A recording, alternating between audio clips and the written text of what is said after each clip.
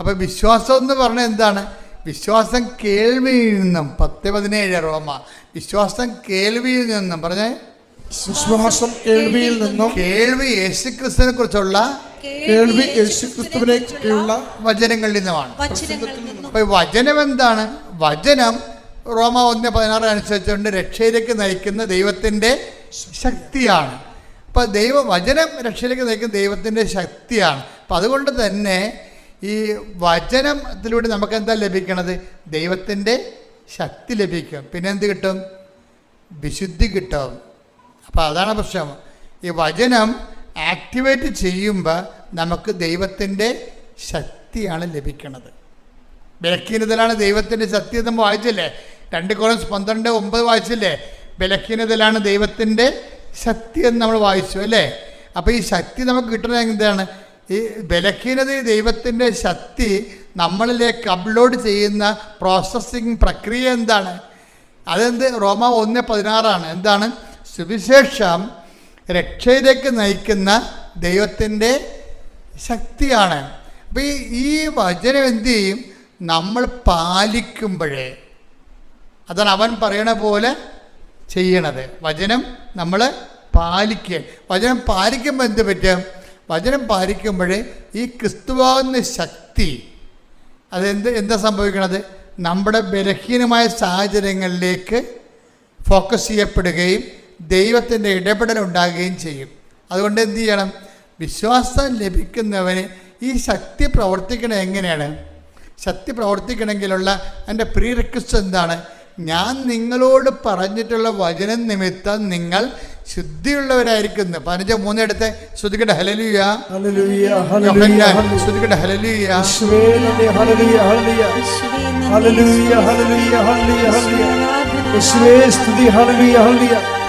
യോഹന്നാൻ 15:3. ഞാൻ നിങ്ങളോട് പറഞ്ഞ വചനം നിമിത്തം നിങ്ങൾ ശുദ്ധിയുള്ളവരായിരിക്കുന്നു.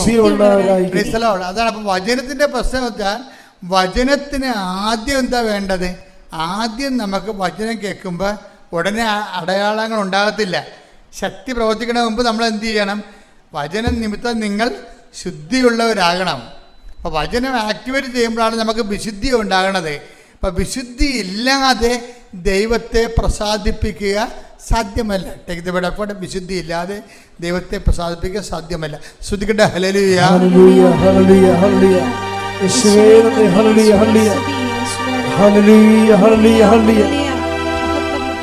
പരിശുദ്ധ പരമ ദിവ്യകാരുണ്യത്തിന് ആരാധനയും സ്തുതിയും പുകഴ്ചയും ഉണ്ടായിരിക്കട്ടെ. അപ്പം വിശുദ്ധി ഇല്ലാതെ ദൈവത്തെ പ്രസാദിപ്പിക്കുക സാധ്യമല്ലെന്ന് പൗലോസപ്പോസ്തലന്റെ വചനമാണ്.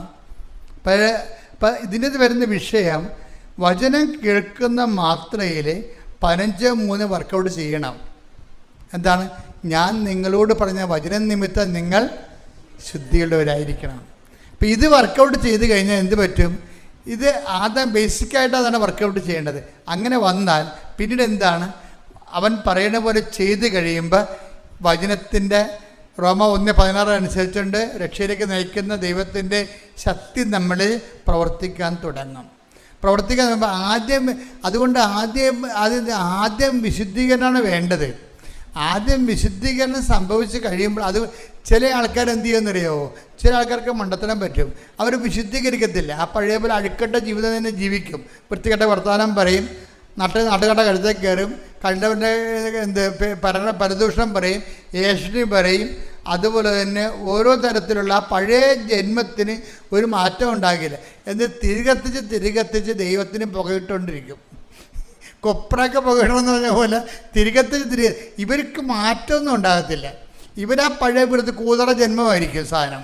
എന്ന് വെച്ച് കഴിഞ്ഞാൽ നാട്ടുകാരുടെ കരുത്തേക്ക് കയറും, എല്ലാവരുടെയും കുറ്റം പറയും, എവിടെ നോക്കിയാലും നെഗറ്റീവ് പറയത്തുള്ളൂ. ഇങ്ങനെ ആ പഴയ ജന്മം തന്നെയായിരിക്കും. എപ്പോഴും നമ്മൾ ശ്രദ്ധിക്കേണ്ടത്, അതായത് പഴയ ജന്മത്തിൻ്റെ ഭാഗമായിട്ടാണ് ഈ തകർച്ച വന്നിരിക്കുന്നത്. ഇപ്പം നമുക്ക് തകർച്ച വരാൻ കാര്യം എന്താണ്? നമ്മുടെ ജന്മം ഇതുപോലെ പാഴ്ജന്മം ആയതുകൊണ്ട്, പാപത്തിൻ്റെ ജന്മം ആയതുകൊണ്ട് അവർക്ക് അനുതാപവും ഇല്ല.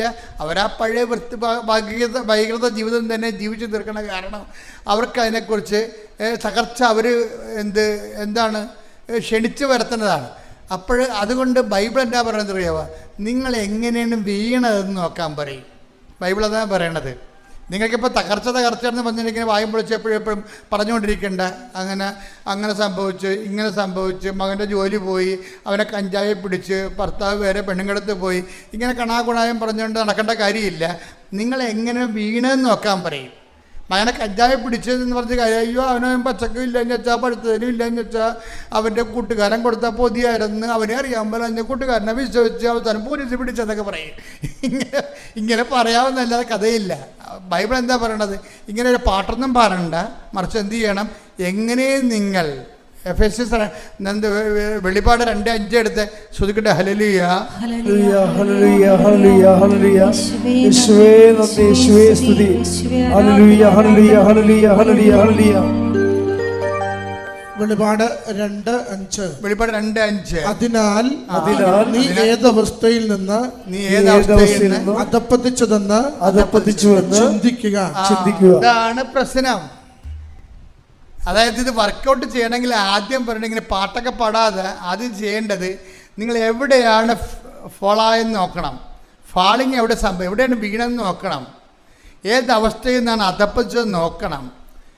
അതുകൊണ്ട് ഈശോ ആ നിലപാടിന്, അത് ഈശോയുടെ നിലപാടാണ്. ബൈബിൾ തുന്നിക്കെട്ടുമ്പോൾ അവസാനമായിട്ട് വെളിപാട് അവസാനിക്കാൻ പോകുമ്പോൾ ലാസ്റ്റ് പറയുന്ന വാക്കുകളാണ്. എന്താണ്? മനുഷ്യൻ രക്ഷപ്പെടുന്നുണ്ടെങ്കിൽ ആദ്യം ചെയ്യേണ്ടത് ഇന്നത്തെ അവസ്ഥയിലേക്ക് എങ്ങനെ എത്തി, തകർച്ച എങ്ങനെ വന്നു, അതെന്താണ്? കയ്യിരിപ്പ് പരിശോധിക്കാൻ പറയുകയാണ്. കർത്താവ് പറഞ്ഞില്ലേ, സിലോഹയിലെ ഗോപുരം വീണ് 18 പേര് മരിച്ചു. അതിന് കർത്താവിനൊരു ബുദ്ധിമുട്ട്, ഒരു ടെൻഷനും ഇല്ല. അങ്ങയുടെ കാലത്ത് ആ ആഴ്ച സംഭവിച്ചതാണ്. ഒരു ഗോപുരം ഉണ്ടായിരുന്നു, അത് പിടച്ചതല്ലി വീണ് 18 പേരുടെ കാഞ്ഞുപോയി. എന്നിട്ട് കർത്താവ് ചോദിക്കുകയാണ്, ആ സിലോഹയിലെ അന്ന് അവിടെ ഉണ്ടായിരുന്ന ആൾക്കാരെക്കാളൊക്കെ ഈ ഗോപുരം വീണ് ചത്ത കക്ഷികൾ പാപികളാണെന്ന് നിങ്ങൾ കരുതണുണ്ടോ? ഇല്ലെന്നാണ് എനിക്ക് തോന്നുന്നത്. പശ്ചാത്തപിച്ചില്ലെങ്കിൽ നിങ്ങളും അതുപോലെ തകരും. ഇപ്പം തകർച്ച വന്ന എന്താണ് കാര്യം? എവിടെയൊക്കെ കുഴപ്പങ്ങൾ ഉണ്ടാക്കിയിട്ടുണ്ട്. ഇപ്പം നിങ്ങൾ ഈ കൊച്ചിനെ കഞ്ചാവ് പിടിച്ചെന്ന് പറഞ്ഞില്ലേ, നിങ്ങൾ പറഞ്ഞത് ശരിയാണ്. അവൻ കഞ്ചാവ് വരിക്കത്തുമില്ല, കഞ്ചാവ് സൂക്ഷിക്കത്തുമില്ല. അവൻ്റെ കൂട്ടുകാരൻ അവനെ ചതിച്ചതാണ്. പക്ഷെ ഇപ്പം അവനകത്താണ്, മകനകത്താണ്. ഇപ്പം അവൻ പറയും, ഞാനിനി ഒരു ദൈവത്തിലും വിശ്വസിക്കണില്ല. എന്താ കാര്യം? ഞാനൊരു തെറ്റും ചെയ്തില്ല, എന്നിട്ട് ഞാൻ അകത്ത് പോയില്ലേ. നീ തെറ്റ് ചെയ്യണമെന്ന് നിർബന്ധമില്ല, നിൻ്റെ അമ്മ തെറ്റ് ചെയ്താൽ മതി. ഞാൻ ആ ചേട്ടത്തിയോട് ചോദിച്ചേ, ചേട്ടത്തി ഇവനെ പ്രഗ്നൻ്റ് ആയതിനു ശേഷം എത്ര പ്രാവശ്യം 8 മാസം വരെ നിങ്ങൾ പണിക്ക് പോയെന്ന് കേട്ട്, എത്ര പ്രാവശ്യം നിങ്ങൾ ദേവാലയത്തിൽ പോയി? അതാണ് വിഷയം. നിസ്സാരമില്ല. ഇത് ഒറ്റക്കൈക്കും കച്ചും കൈയും തിരിയത്തില്ലേ. നിങ്ങളിപ്പോൾ തൊഴിലുറപ്പിന് പോണവരുണ്ട്, ഓഫീസിൽ പോണവരുണ്ട്. അവസാന പ്രസവ ലീവ് കൂട്ടിയെടുക്കാൻ വേണ്ടി പ്രസവ ലീവ് ഗവൺമെൻറ് കൊടുക്കുമല്ലോ, പെറ്റേണിറ്റി ലീവ് പോകാതിരിക്കാൻ വേണ്ടി പ്രസവിക്കണതിന് 5 ദിവസം മുമ്പ് വരെ അവർ ഓഫീസിൽ പോകും. പക്ഷെ ദേവാലയത്തിൽ പോകത്തില്ല. അതാണ് വിഷയം. കർത്താവിന് അതായത് എപ്പോഴും നമ്മൾ ശ്രദ്ധിക്കണം, ദൈവത്തിന് കൊടുക്കേണ്ടത് ദൈവത്തിന് കൊടുക്കണം. നിങ്ങളുടെ പ്രസവ ലീവ് കൂട്ടിയെടുക്കാൻ വേണ്ടിയാണ് നിങ്ങൾ അന്ത്യനിമിഷം വരെ പ്രസവിക്കുന്നതിന് 3 ദിവസം മുമ്പ് വരെ നിങ്ങൾ ഓഫീസിൽ പോകും. പക്ഷെ അതേസമയം തന്നെ ദൈവികമായ കാര്യങ്ങൾക്ക് ഈ മകനെ പ്രസവിക്കുന്ന സമയത്ത് നിങ്ങളുടെ ദൈവമായിട്ടുള്ള നിങ്ങളുടെ ബന്ധം എന്തായിരുന്നു? ദൈവികമായൊരു കൃപയിലാണോ നിങ്ങൾ ഇവനെ പ്രസവിച്ചതെങ്കിൽ ഇവനിങ്ങനെ പിടിക്കേണ്ട കാര്യമില്ല. എന്താ കാര്യം? ദൈവം പ്രൊട്ടക്റ്റ് ചെയ്യും. അതാണ് സ്മിർനയിലെ സഭ ചോദിക്കുന്നത്. നിങ്ങൾ എങ്ങനെ ഏതവസ്ഥയിൽ നിന്ന് നിബന്ധിച്ചുവെന്ന് നോക്കുക. ഒറ്റ കൈക്ക് തീരത്തില്ല കേട്ടോ. അതായത് ആദ്യം വിശുദ്ധീകരണം, പിന്നെ ശക്തീകരണം. അതാണ് ദൈവത്തിൻ്റെ ഒരു ആക്ഷൻ്റെ രീതി. അതാണ് നിങ്ങൾ പറഞ്ഞത്. എന്താണ്? ആദ്യം ശക്തീകരണം, പിന്നെ ഞാൻ വിശുദ്ധീകരിച്ചോളാം. നടക്കത്തില്ല. ഇത് കറക്റ്റ് ചെയ്യണം. ഞാൻ നിങ്ങളെ കുറ്റപ്പെടുത്തുകയല്ല. എൻ്റെ മക്കളെല്ലാവരും കാര്യം ഉടമ്പടി 10 പേര് ചെയ്താൽ 10 പേരും വലിയ രക്ഷ. കാര്യം ഉടമ്പടി പെർഫെക്റ്റ് ഫോർമുലയാണ്, അതിന് തെറ്റില്ല. അത് കറക്റ്റാണ്, പ്രൂവൺ ഫാക്റ്റാണത്. പക്ഷെ ചില ആൾക്കാർ അത് ചെയ്ത് തെറ്റിക്കണുണ്ട്. ആദ്യം എന്താണ്? ആദ്യം വിശുദ്ധീകരണം, പിന്നെ എന്ത് ചെയ്യണം? പിന്നെയാണ് അതാണ് ഈശോ പറഞ്ഞത്.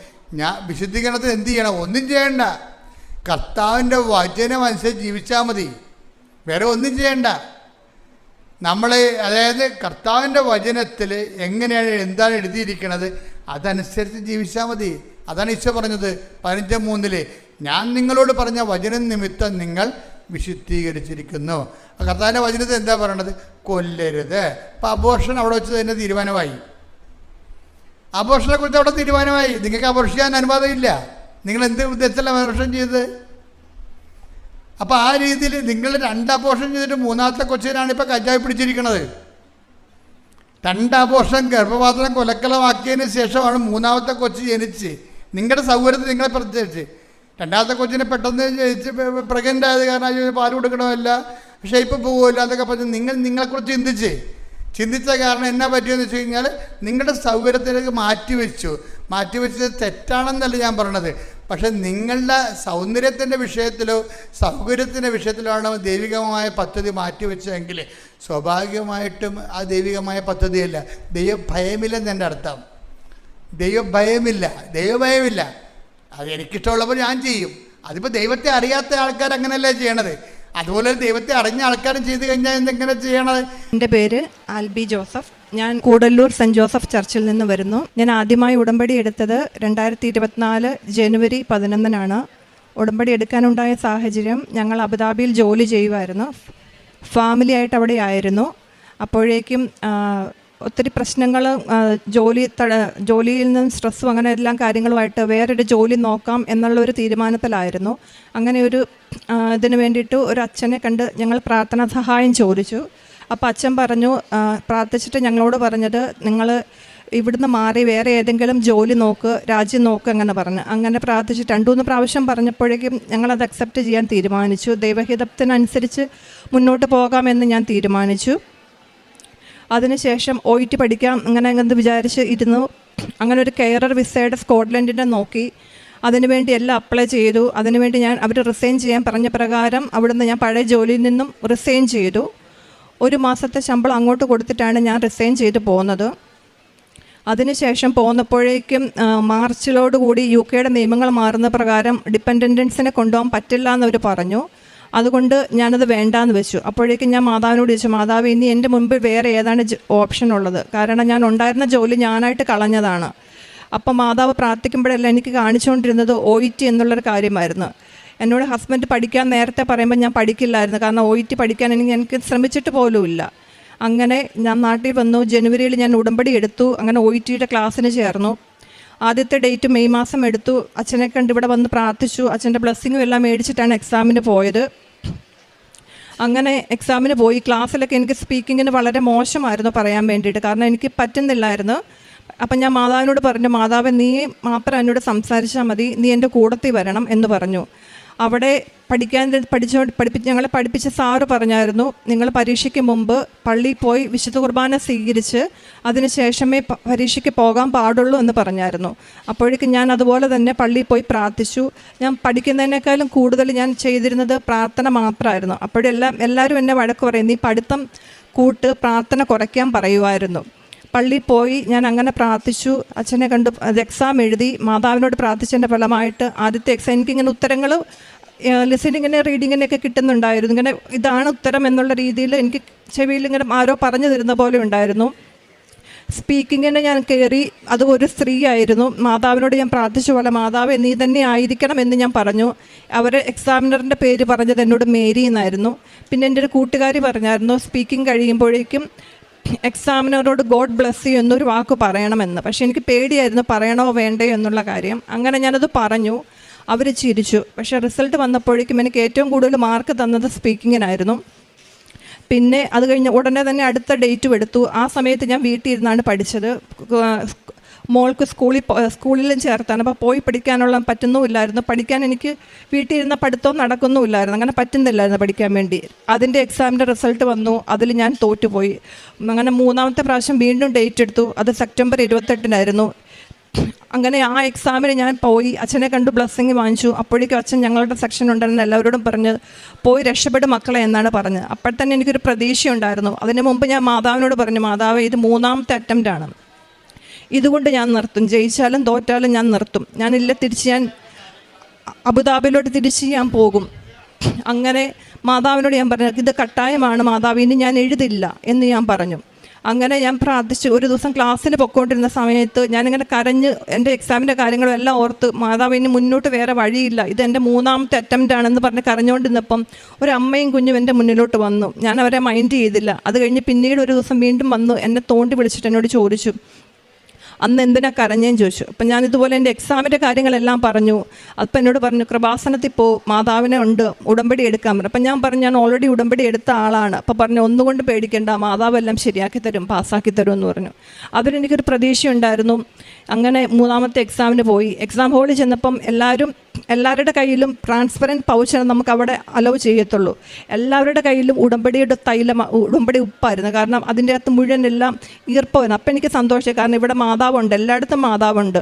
പിന്നെ അങ്ങനെ എക്സാമിന് പോയി മാതാവിനോട് ഞാൻ പറഞ്ഞായിരുന്നു, മാതാവേ എനിക്ക് സ്പീഡ് കുറവാണ്, എനിക്ക് ഒത്തിരി കട്ടിയുള്ള വാക്കുകൾ പറഞ്ഞ് എനിക്കത് ലിസൺ ചെയ്യാൻ പറ്റത്തില്ല, അതുകൊണ്ട് എനിക്ക് സ്പീഡ് കുറച്ച് തരണം. അതുപോലെ തന്നെ എനിക്ക് മനസ്സിലാവുന്ന രീതിയിലായിരുന്നു ലിസണിങ്ങും എല്ലാം തന്നത്. റൈറ്റിങ്ങിന് എനിക്ക് അധികം എഴുതാൻ മാതാവ് എന്നെ അനുവദിച്ചില്ല. കുറച്ച് ടൈം കൊണ്ട് ക്ലാസ്സിൽ പോലും ഞാൻ അങ്ങനെ കറക്റ്റ് ടൈമിൽ ഫിനിഷ് ചെയ്തിട്ടില്ല. പക്ഷേ എക്സാമിനെല്ലാം കറക്റ്റ് ടൈമിൽ ഫിനിഷ് ചെയ്യാൻ പറ്റി. സ്പീക്കിങ്ങിന് അതുപോലെ തന്നെ ഞാൻ കയറി. ഇത് വേറൊരു മേഡായിരുന്നു. അപ്പോൾ എനിക്കൊരു പേടിയായിരുന്നു, ഞാൻ കറക്റ്റായിട്ട് പറയുകയും ചെയ്തില്ല. അപ്പം ഞാൻ പ്രാർത്ഥിച്ചു, ദൈവമേ ഞാൻ ഗോഡ് ബ്ലെസ് യു എന്ന് പറയണോ വേണ്ടയോ? പക്ഷേ എൻ്റെ രണ്ടും കൽപ്പിച്ച് ഞാൻ പറഞ്ഞു. റിസൾട്ട് വന്നു. അയർലൻഡ് സ്കോറായിരുന്നു എനിക്ക് കിട്ടിയിരുന്നത്. അങ്ങനെ അയർലൻഡ് സ്കോർ വന്ന് മാതാവ് അനുഗ്രഹിച്ചു. അതിനും ഏറ്റവും കൂടുതൽ സ്പീക്കിങ്ങിനായിരുന്നു എനിക്ക് മാർക്ക്. എല്ലാവരും എന്നോട് പറയുമായിരുന്നു, പ്രാർത്ഥന നീ കുറയ്ക്ക്, എന്നിട്ട് നീ പഠിത്തം കൂട്ടാൻ പറയും. പക്ഷേ ഞാൻ ചെയ്തു. കാരണം എനിക്ക് പഠിക്കുന്ന സമയത്ത് അതൊന്നും പറ്റുന്നില്ല. 8 മണിയാകുമ്പോൾ തന്നെ എനിക്ക് ഉറക്കം വരും. ബുക്ക് തുറന്നാൽ ഞാൻ ഉറങ്ങും. അപ്പോൾ അതുകൊണ്ട് ഞാൻ വിചാരിച്ചു, എൻ്റെ പ്രാർത്ഥന നടക്കില്ല, എന്നാൽ പിന്നെ പ്രാർത്ഥനയെങ്കിലും നടക്കട്ടെ, പഠിത്തം പിന്നെ ചെയ്യാമെന്ന് കരുതി ഞാൻ ആ സമയത്തെല്ലാം എൻ്റെ പ്രാർത്ഥന മാത്രമായിരുന്നു മുന്നോട്ട് വെക്കൊണ്ടിരുന്നത്. പിന്നെ അതുപോലെ തന്നെ അയർലൻഡിൻ്റെ ഞാൻ അതിന് മുമ്പ് മാതാവിനോട് പറയുമായിരുന്നു, മാതാവ് നിനക്ക് ഇഷ്ടമുള്ള സ്കോർ നീ എനിക്ക് തന്നാൽ മതി. അയർലൻഡ് സ്കോറാണ് മാതാവ് എനിക്ക് തന്നത്. അതുപോലെ തന്നെ അതിൻ്റെ ഡി എല്ലിന് വേണ്ടിയിട്ട് ഒത്തിരി തടസ്സങ്ങളുണ്ടായിരുന്നു ഡിസിഷൻ ലെറ്ററിന്. അതിന് വേണ്ടിയിട്ട് ഞാൻ ഡേറ്റ് ഇട്ട് പ്രാർത്ഥിച്ചു. അതും അതുപോലെ തന്നെ കിട്ടി. പിന്നെ DL കിട്ടി. കുറേ കഴിഞ്ഞപ്പോഴും ഇത് എല്ലാം വിസയും തടസ്സങ്ങളാണ്. എല്ലാ രാജ്യത്തും റിക്രൂട്ട്മെൻറ്റ് നടക്കുന്നില്ല. അപ്പം ഞാൻ മാതാവിനോട് പറഞ്ഞു, മാതാവ് എനിക്കൊരു ജോലി വേണം, ഞാൻ എന്നാൽ തിരിച്ച് അബുദാബിയിലോട്ട് പോകാം. അപ്പം എനിക്കൊരു വിശ്വാസം ഉണ്ടായിരുന്നു, എനിക്കൊരു ഗോൾഡൻ വിസയുണ്ട്, അവിടെ ഞാൻ വർക്ക് ചെയ്തതാണ്, അപ്പം എനിക്ക് തിരിച്ച് അവിടെ ചെന്നാൽ എനിക്ക് ജോലി കിട്ടും. പക്ഷേ അപ്ലൈ ചെയ്തപ്പം മുതൽ കിട്ടാൻ എനിക്ക് മനസ്സിലായ കാര്യങ്ങൾ എൻ്റെ കയ്യിൽ നിന്നുകൊണ്ട് നടക്കില്ല. കാരണം അവിടെ ജോലി ചെയ്ത ആളാന്ന് പറഞ്ഞാലും ജോലി കിട്ടണമെന്നുണ്ടെങ്കിൽ ഒന്നെങ്കിൽ അവിടെ പോയി അറ്റൻഡ് ചെയ്യണം. അങ്ങനെ ഒരു ഇൻ്റർവ്യൂ കോൾ വന്നു. അത് ഞാൻ ഡേറ്റ് ഇട്ട് പ്രാർത്ഥിച്ചാണ്. ലൈറ്റേക്കാണ്ട് പ്രയർ റിക്വസ്റ്റ് ഇട്ടായിരുന്നു. മാർച്ച് 10 എന്നൊരു ഡേറ്റും ഞാൻ ഇട്ടായിരുന്നു. അതിന് മുമ്പ് എനിക്കൊരു തീരുമാനമാക്കി തരണമെന്ന്. അങ്ങനെ ആ ഇൻ്റർവ്യൂ കോൾ വന്നു മാർച്ച് 3-ാം തീയതി തന്നെ. അപ്പം മാതാവിനോട് ഞാൻ പറഞ്ഞു, മാതാവ് അവിടെ പോയി അറ്റൻഡ് ചെയ്യണം, വെറുതെ എൻ്റെ പൈസ കളയാനാണെങ്കിൽ എന്നെ വിടരുത്, നിൻ്റെ ഇഷ്ടപ്രകാരമാണ്, നീ എനിക്ക് ജോലി തരുമെന്നുണ്ടെങ്കിൽ മാത്രമേ നീ എന്നെ വിടാവുള്ളൂ എന്ന് ഞാൻ പറഞ്ഞു. അതുപോലെ തന്നെ അവിടെ പോയി ഞാൻ അറ്റൻഡ് ചെയ്തു. ആ സമയത്ത് എനിക്ക് നന്നായിട്ട് ചുമയുണ്ടായിരുന്നു.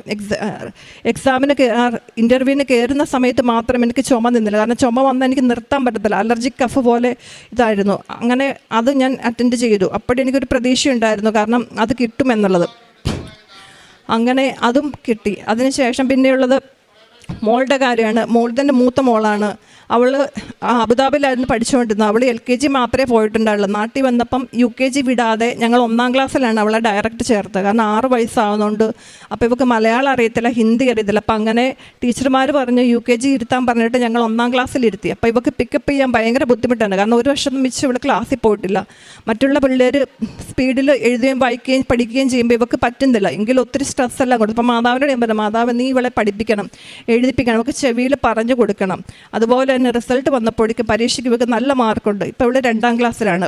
പിന്നെ എൻ്റെ അനിയത്തി അതുപോലെ തന്നെ OET പാസ്സായി. അത് ഞാനൊരു ഉടമ്പടി വെച്ച കാര്യമായിരുന്നു. പിന്നെ എൻ്റെ കസിൻ ബ്രദറിൻ്റെ വൈഫും അതും ഉടമ്പടിയിൽ പറഞ്ഞ കാര്യമായിരുന്നു. അതും എനിക്ക് സാധിച്ചു തന്നു. പിന്നെ ഞാൻ പറഞ്ഞു, എല്ലാവരും മാതാവിൻ്റെ പ്രസൻസ് കിട്ടുന്നു, മാതാവെ നീ എന്തുകൊണ്ട് എൻ്റെ മുന്നിൽ വരണ്ടില്ല. ഞാൻ മാതാവിനോട് ഈശോ എപ്പോഴും സംസാരിക്കും, നിങ്ങൾ മാത്രം എൻ്റെ പരീക്ഷാ പേപ്പർ നോക്കിയാൽ മതി എന്നായിരുന്നു ഞാൻ പറഞ്ഞത് മാതാവിനോട്. അങ്ങനെ പ്രാർത്ഥിച്ചതിൻ്റെ ഫലമായിട്ട് പലപ്പോഴും എനിക്ക് മുല്ലപ്പൂവിൻ്റെ ഒരു സുഗന്ധാഭിഷേകം കിട്ടിയിട്ടുണ്ട്. പിന്നെ ഒരു തവണ ഞാൻ അവിടെ ഇപ്പം വീണ്ടും അബുദാബിയിലാണ് ജോലി ചെയ്യുന്നത്. അവിടെ ജോയിൻ ചെയ്ത് ഉടനെ തന്നെ ഒരു ബ്ലഡ് കളക്ഷന് വേണ്ടിയിട്ട് ഒരു ഫോറിനറിൻ്റെ വീട്ടിൽ ഞാനും ഒരു ഡോക്ടറോട് എന്നെ പറഞ്ഞു വിട്ടു. അപ്പം അവിടുത്തെ ഇതനുസരിച്ച് പേഷ്യൻസ് നമുക്ക് ഒറ്റക്കുത്തിന് കിട്ടിയില്ലെങ്കിൽ അവർ നമ്മളോട് ദേഷ്യപ്പെടും. അപ്പം ഞാൻ മാതാവിനോട് പറഞ്ഞു, മാതാവേ നീ എൻ്റെ കൂടത്തിൽ വരണം, എനിക്കൊരു അടയാളം തരണം എന്നിങ്ങനെ പ്രാർത്ഥിച്ചുകൊണ്ട് ഞാൻ പ്രത്യക്ഷീകരണ പ്രാർത്ഥനയും മാതാവിൻ്റെ ഇതെല്ലാം ചൊല്ലിക്കൊണ്ട് ബസ്സിൽ പൊയ്ക്കുമ്പോൾ ആകാശത്ത് നോക്കുമ്പോൾ ഒരു മഴവില്ല് കണ്ടു. അപ്പം എനിക്ക് മനസ്സിലായി മാതാവ് എൻ്റെ കൂടെ ഉണ്ടെന്ന്. ആ പേഷ്യൻറ്റും അതുപോലെ തന്നെയായിരുന്നു.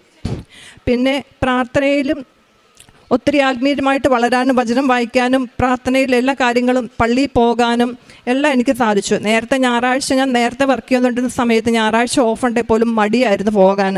ഇപ്പം അങ്ങനെയല്ല. നൈറ്റ് ഡ്യൂട്ടി ആയാൽ പോലും ഞാൻ നൈറ്റിന് മുമ്പായിട്ടും അല്ല അതിന് ശേഷമാണെങ്കിലും ഞാൻ ശനിയല്ല ഞായറാഴ്ച ഞാൻ വിശുദ്ധ കുർബാന അന്ന് മുതൽ ഇന്ന് വരെ ഉടമ്പടിക്ക് ശേഷം ഞാൻ മുടക്കിയിട്ടില്ല. പള്ളി പോകാനും മറ്റുള്ളവരെ സഹായിക്കാനും എല്ലാം പത്രം ഞാൻ കൊടുക്കാറുണ്ട്. പത്രം പ്രേക്ഷിത പ്രവർത്തനമായിട്ട് പത്രമായിട്ടും ഇതെല്ലാം കൊടുക്കും. എന്നോട് പൈസ ചോദിക്കുന്നവരോട് പൈസയെല്ലാം ഞാൻ കൊടുക്കാറുമുണ്ട്. ഒത്തിരി ഉടമ്പടിക്ക് ശേഷം ആത്മീയമായിട്ട് ഒത്തിരി വളരാനും സാധിച്ചു. അതാണ് എനിക്ക് ഏറ്റവും കിട്ടിയ വലിയൊരു അനുഗ്രഹം. ഇത്രയും നൽകിയ മാതാവിനും ഈശോയ്ക്കും 1000 നന്ദി ഞാൻ പറയുന്നു. എൻ്റെ പേര് ശോഭ സാബ്. ഞാൻ എറണാകുളം കലൂരിൽ നിന്നാണ് വരുന്നത്.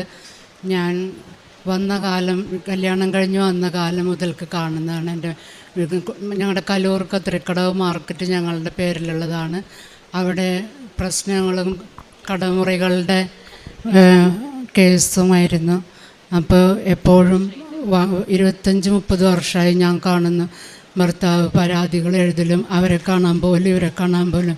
ഇത് തന്നെയാണ് വീട്ടിലെ എപ്പോഴുള്ള പ്രശ്നങ്ങൾ. ഈ മാർക്കറ്റിൻ്റെ പ്രശ്നങ്ങളും. ആരും വാടക തന്നിരുന്നില്ല. 2-3 കടക്കാർ മാത്രമേ ഞങ്ങൾക്ക് വാടക തന്നിരുന്നുള്ളൂ. ബാക്കിയെല്ലാം പ്രശ്നങ്ങളിലായിരുന്നു. അങ്ങനെ ഞാനിത് കണ്ടാണ് ഇരിക്കുന്നത്. അങ്ങനെ ഞാൻ 2018 എൻ്റെ ഹസ്ബൻഡിൻ്റെ കടയിൽ ഒരു ഫ്രണ്ട് ഒരു കൃപാസനം പത്രം കൊണ്ടുവന്നു. അതെനിക്ക് കൊണ്ടുവന്നു. അത് ഞാൻ വായിച്ചു. ഉടമ്പടി എടുത്താൽ ഉടനടി അത്ഭുതം പ്രവർത്തിക്കുമെന്ന് കണ്ടപ്പോൾ ഉടമ്പടി മാതാവിൻ്റെ അടുത്ത് വന്ന് പ്രാർത്ഥിക്കാം, ഈ വിവരം മാതാവിനെ അറിയിക്കാമെന്ന് വിചാരിച്ചു. അങ്ങനെ ഞാൻ എൻ്റെ ചേച്ചിയുമായി വന്ന് ഉടമ്പടി എടുത്തു. ആദ്യത്തെ നിയോഗം മാർക്കറ്റിൻ്റെ പ്രശ്നങ്ങളെല്ലാം തീർന്ന് അത് ഞങ്ങൾക്ക് ഷെയർ ചെയ്ത് കിട്ടണമെന്നായിരുന്നു. അപ്പോൾ ഞങ്ങൾ ഉടമ്പടിയിൽ വെച്ച ആദ്യത്തെ കാര്യമാണ് മാർക്കറ്റിൻ്റെ പ്രശ്നങ്ങളൊക്കെ തീർന്ന് ഞങ്ങൾക്കത് ഷെയർ ചെയ്ത് കിട്ടണമെന്നുള്ളത്.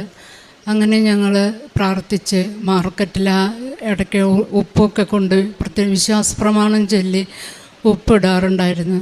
അങ്ങനെ അത് പ്രശ്നങ്ങളൊക്കെ ഞങ്ങൾക്ക് അനുകൂലമായി കേസ് വരികയും ഞങ്ങൾ പൈസയൊന്നും മേടിക്കാതെ തന്നെ അവരൊഴിവാക്കി ഞങ്ങൾക്ക് ആ സ്ഥലം ഞങ്ങൾക്ക് അനുകൂലമായി കിട്ടി. ഞങ്ങൾക്ക് 3 ചേട്ടനനിയന്മാരാണ്. ഞങ്ങൾക്ക് നല്ല മനോഹരമായ ബിൽഡിങ് എല്ലാം പൈസയൊന്നും കരുതി വെച്ചിട്ടല്ല, എന്നാലും ഓരോരുത്തരുടെ ഭാഗവും ആ കടക്കാരെയൊക്കെ അപ്പുറത്തെ വശത്തേക്ക് മാറ്റി ഞങ്ങൾക്ക് ഓരോരുത്തരുടെ ഷെയറിലും മനോഹരമായ ഒരു ബിൽഡിംഗ് പണിയാൻ സാധിച്ചു.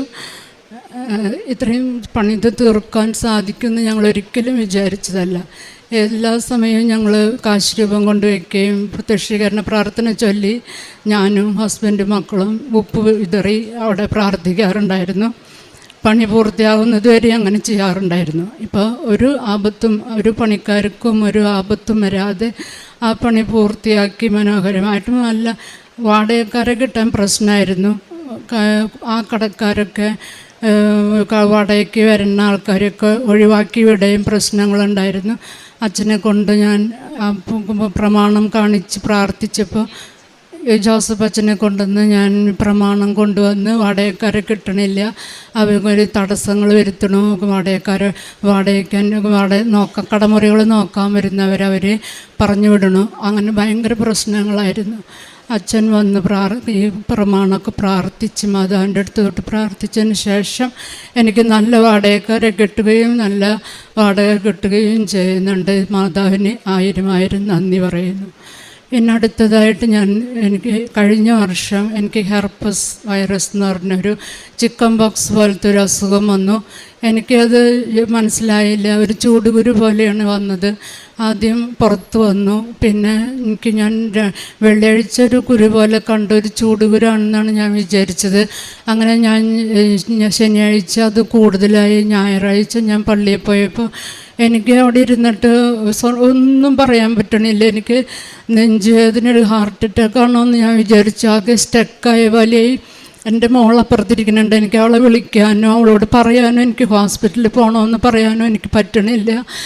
എനിക്ക് വല്ല അറ്റാക്കായിരിക്കുമെന്ന് ഞാൻ വിചാരിച്ചു. ഞാൻ മാതാവ് എനിക്ക് എന്താണെന്ന് മനസ്സിലാക്കി തരണേന്ന് ഞാൻ പ്രാർത്ഥിച്ചു. എനിക്ക് അപ്പം തന്നെ അവളെ വിളിക്കാൻ കൈ പോകണില്ല. എനിക്ക് വായ തുറക്കാൻ പറ്റണില്ല. എനിക്ക് നെഞ്ചുവേദന എടുക്കണ പോലെ എനിക്ക് ശ്വാസം കിട്ടണില്ല. ഞാനവിടെ കുർബാന കഴിഞ്ഞപ്പോൾ ഞാൻ അവളെ വിളിച്ചിട്ട് പറഞ്ഞു എനിക്ക് ഹോസ്പിറ്റലിൽ പോകണം, എനിക്ക് വേഗം ഡാഡിനെ വിളിച്ച് എനിക്ക് ഇപ്പം തന്നെ ഹോസ്പിറ്റലിൽ എത്തണം എന്ന് പറഞ്ഞു. അങ്ങനെ ഞങ്ങൾ ഹോസ്പിറ്റലിലേക്ക് ചെന്നു. അവർക്കും മനസ്സിലാവണില്ല. അവർ ഹാർട്ടിൻ്റേതായ എല്ലാ ടെസ്റ്റുകളും നടത്തി ICUവിലിട്ട് കുറേ പ്രാവശ്യം സ്കാൻ ചെയ്ത് ECG എടുത്ത് എല്ലാ മരുന്നുകളും എഴുതി തന്നു. അവസാനം ഇത് ഞാൻ പറഞ്ഞു എനിക്കിങ്ങനെ, അപ്പോൾ ഈ ഹെർപ്പസിൻ്റെ അസുഖം കൂടുതലായി, നല്ല ചുമന്ന കളറിൽ എനിക്ക് കിടക്കാൻ പറ്റണില്ല നേറിയിട്ട്. അപ്പോൾ ഞാൻ പറഞ്ഞു ഇങ്ങനെ ഇതുണ്ടെന്ന് പറഞ്ഞിട്ട് അവർക്ക് കാണിച്ചു കൊടുത്തിട്ട് അവരത് സീരിയസ് ആയിട്ട് എടുക്കണില്ല. അപ്പം ഞാനത് പറഞ്ഞു പോണ വഴിക്ക് ഡോക്ടറെ കാണിച്ചോ എന്ന് പറഞ്ഞു. അപ്പോൾ ഇതിൻ്റെ ഡോക്ടറെ കാണിച്ചപ്പോൾ ഡോക്ടർ പറഞ്ഞ് ഹാർട്ടിൻ്റേതായ ഒന്നുമല്ല, ഇത് ഹെർപ്പസ് എന്ന് പറഞ്ഞ അസുഖമാണ്, ഇത് അതിനുള്ള മരുന്നുകൾ തന്നു, ഹാർട്ടിൻ്റെ മരുന്നുകളൊന്നും കഴിക്കണ്ടെന്ന് പറഞ്ഞു. അങ്ങനെ ഞാനത് വീട്ടിൽ പോയി ഒരാഴ്ച കഴിഞ്ഞ് ഞാൻ ഡോക്ടറെ കാണാൻ വന്നു. എനിക്ക് കിടക്കാൻ പറ്റണില്ല. ഈ വസ്ത്രമേത്ത് തൊടുമ്പോൾ എനിക്ക് ഓപ്പറേഷൻ ചെയ്ത ഒരു ശരീരത്തിൽ വസ്ത്രം തൊടണ പോലെയായിരുന്നു. ഞാൻ വളരെ ബുദ്ധിമുട്ടിയിട്ടാണ് ഞാനൊരു മുറിക്കുള്ളിൽ ഇരുന്നത്. ഞാനങ്ങനെ ഒരാഴ്ച കഴിഞ്ഞ് ഡോക്ടറിൻ്റെ അടുത്ത് വന്നപ്പോൾ ഡോക്ടർ പറഞ്ഞു ഇനി മരുന്നൊന്നും കഴിക്കാനില്ല, ഇംഗ്ലീഷിൽ ഇതിന് മരുന്നില്ല എന്ന് പറഞ്ഞു. എനിക്ക് ഭയങ്കര നീറ്റലും പുകച്ചലും, എനിക്ക് വസ്ത്രം ഇടാൻ പറ്റണില്ല. അപ്പോൾ ഞാൻ ഡോക്ടറോട് പറഞ്ഞു അത് ഒരു വർഷം അല്ലെങ്കിൽ ചിലർക്ക് 6 മാസം അല്ലെങ്കിൽ ഒരു ജീവിതാവസാനം വരെ ഈ നീറ്റലുണ്ടായിരിക്കും, അത് സഹിക്കാണ്ട് നിവൃത്തിയില്ല എന്ന് പറഞ്ഞു. ഈ ഇംഗ്ലീഷിൽ ഇതിൽ മരുന്നില്ല എന്ന് പറഞ്ഞു. എനിക്ക് ആകെ വിഷമമായി. ഞാനിത് സഹിച്ച് എങ്ങനെ ജോലി ചെയ്യും? അടുക്കളയിൽ എനിക്കൊന്നും ചെയ്യാൻ പറ്റണില്ല. ഒരു പണി കഴിഞ്ഞ ഉടനെ ഞാൻ പോയി കിടക്കുക, അമർത്തി പിടിച്ച് ഇങ്ങനെ കിടക്കണം. അതുപോലെ എനിക്ക് ഒരു കാര്യം ചെയ്യാൻ പറ്റില്ല. ഞാനിങ്ങനെ കിടന്നാൽ എന്ത് ചെയ്യും? അതായത് എന്ന് പറഞ്ഞിട്ട് എനിക്കിതിൽ മരുന്നില്ലല്ലോ, ഞാനിനി എന്താ ചെയ്യുക? ഞാൻ ഉടമ്പടി തൈലെടുത്ത് ഏത് സമയവും ഞാൻ പുരട്ടാൻ തുടങ്ങി. പ്രത്യക്ഷീകരണ പ്രാർത്ഥന ചൊല്ലി മാതാവിനോട് അപേക്ഷിച്ചു എനിക്ക് നീറ്റൽ മാറ്റി തരണേ. എനിക്ക് ഉടുപ്പ് ഇടാനൊന്നും, ഈ ഉടുപ്പ് ഇവിടെ കൊള്ളുമ്പോൾ എനിക്ക് ഭയങ്കര വേദന. ഞാൻ അറിയാത്ത പോലെ ഞാൻ നടന്നു. ഈ തൈലം മണിക്കൂറിന് മിനിറ്റിന് ഞാനിത് പുരട്ടി പ്രാർത്ഥിച്ചു തുടങ്ങി. അങ്ങനെ ഞാൻ ഒരാഴ്ച കഴിഞ്ഞ് ശ്രദ്ധിച്ചപ്പോൾ എൻ്റെ നീറ്റലെല്ലാം പോയി. ഒരു ജീവിതാവസാനം വരെ ഉണ്ടാവും എന്ന് പറഞ്ഞ നീറ്റൽ പില്ലിലോർത്തായി എൻ്റെ മാതാവ് ഇതെടുത്ത് മാറ്റിയെന്ന് ഞാൻ ഉറച്ച് വിശ്വസിക്കുന്നു. എൻ്റെ ഞാൻ കേൾക്കുന്നവർക്കൊക്കെ ഇതിൻ്റെ വേദന അങ്ങനെ മാറാറില്ല, ഭയങ്കര നീറ്റലുണ്ടാവും. ഒരു 50 വയസ്സിന് ശേഷമാണ് ഇമ്മ്യൂണിറ്റി കുറയുമ്പോഴാണ് ഈ അസുഖം വരാമെന്ന് ഞാൻ കേട്ടിട്ടുണ്ട്. എൻ്റെ വേദന ഉടനെ തന്നെ 1 മാസത്തിനുള്ളിൽ തന്നെ എൻ്റെ വേദന നീറൽ പൂർണ്ണമായി മാതാവ് മാറ്റി തന്നു. എനിക്ക് 1000 നന്ദി മാതാവിന് പറയാനുണ്ട്. കാരുണ്യ പ്രവൃത്തികളായിട്ട് ഞാൻ എല്ലാ ജനറൽ ഹോസ്പിറ്റലിൽ പോയിട്ട് പത്രം കൊടുക്കാറുണ്ട്. പത്രം കൊടുക്കണതിൻ്റെ ഒപ്പം ഞാൻ വിശ്വാസപ്രമാണം ചൊല്ലിയിട്ടാണ് ഞാൻ ഏത് സമയം വിശ്വാസപ്രമാണം ചൊല്ലിയാണ് ഓരോരുത്തരെ കണ്ടുപിടിച്ച് ഞാൻ പത്രം കൊടുക്കുന്നത്. അവർക്ക് ഭക്ഷണത്തിനുള്ള പൈസയും മരുന്ന് മേടിക്കാനുള്ള പൈസയൊക്കെ ഞാൻ അതിൻ്റെ കൂടെ വെച്ച് കൊടുക്കാറുണ്ട്. പൊതിച്ചോറ് കൊടുക്കാറുണ്ട്. കുമ്പസാരി ഇടയ്ക്കിടയ്ക്ക് കുമ്പസാരിക്കാറുണ്ട്. എല്ലാ ദിവസവും മുടങ്ങാണ്ട് പള്ളിയിൽ പോകുന്നുണ്ട്. പള്ളിയിൽ പോകാനൊക്കെ എനിക്ക് മടിയായിരുന്നു. ഉടമ്പടി എടുത്തതിന് ശേഷം ഞാനിപ്പോൾ പൂർണ്ണമായിട്ടും ഒരു ദിവസം പോലും മുടങ്ങാണ്ട് പരമാവധി ഞാൻ ശ്രമിച്ച് ഞാൻ പള്ളിയിൽ പോകാറുണ്ട്, കുമ്പസാരിക്കാറുണ്ട്.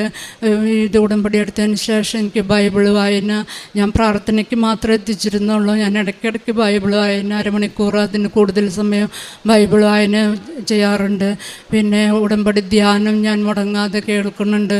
ഡെയിലി ബ്രെഡിൻ്റെ പ്രാർത്ഥന അച്ഛൻ്റെ കേൾക്കുമ്പോൾ എനിക്ക് രാവിലത്തെ പ്രാർത്ഥന ഒന്നും കൂടി തീഷ്ണതയോടെ ചെല്ലാനായിട്ട് എനിക്ക് സഹായിക്കുന്നുണ്ട്. ഇങ്ങനെയുള്ള കാര്യങ്ങളൊക്കെ ഞാൻ മുടങ്ങാതെ ചെയ്യുന്നുണ്ട്. ഞാനിത് മാതാവിനോട് സാക്ഷ്യം പറയാൻ എനിക്ക് എൻ്റെ പേടി മൂലം ഞാൻ കുറേ താമസിച്ചു. സാക്ഷ്യം പറയാനായിട്ട് പേടിച്ചിട്ട് ഞാൻ ഇവിടെ നിൽക്കാനുള്ള ധൈര്യക്കുറവ് കൊണ്ടാണ് മാതാവെ ഞാൻ മാപ്പ് ചോദിക്കുന്നു. എനിക്ക് കോടാനുകോടി നന്ദി തന്നതിന് ഈശോയോടും തിരുക്കുമാരനോടും നന്ദി പറയുന്നു.